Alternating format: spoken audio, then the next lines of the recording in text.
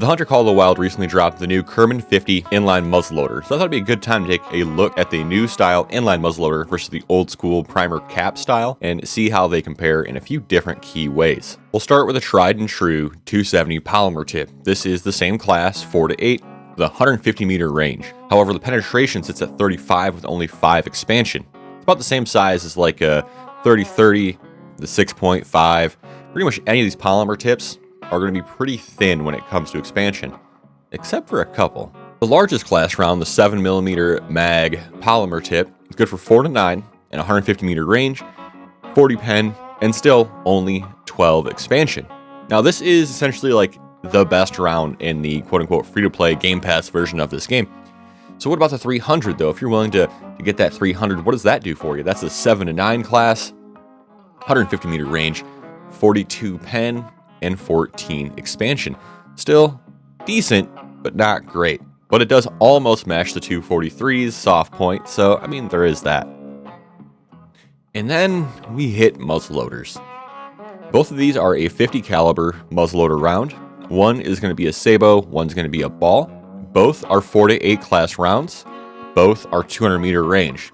However, this is where things get interesting. When it comes to the 50 polymer tip sabot, they're going to be shooting on the inline muzzleloader, the Curman. We're sitting at 42 pen and 20 expansion. This is significantly larger and more pen than most rounds in the game, and actually stacks it really highly up there against things like the 308, 30-06, and even the 338 Magnum. So where does the balance come in then, right? The thing does so much more damage than the other rifles. Well, the balance comes in on the reload.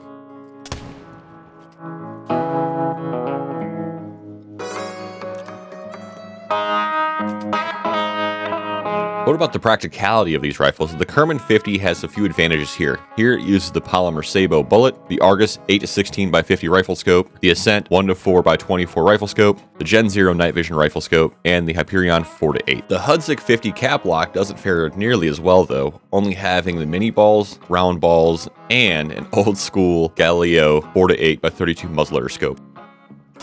Even though you think the Curman have a better zeroing system, unfortunately it doesn't. The Curman only zeroes out to 150 meters, while the Hudzik zeroes out to about 200 meters, which, with that old school scope, it is real hard to see sometimes anything moving in the distance. So you may be wondering what this actually means for you. Well, the muzzleloaders hit like a 300 Magnum, which is a good thing, considering that they're only a 4 to 8 class and that Magnum is a 7 to 9 class. Which means you could down moose really effectively with this thing while also using it for whitetail. It really covers the gamut and lets you take the animals you need to on pretty much any map. Now I guess the big question is the Smoking Barrels weapon pack for $4 better deal than the New England map? Well, I don't think so at all. The New England map is a whole new map. However, the M1 Garand that you get with that Smoking Barrels is a fantastic rifle and will help carry you through most of the game if you do go that route. Ultimately, it's up to you, but my money is on New England Mountains because what a gorgeous map this is.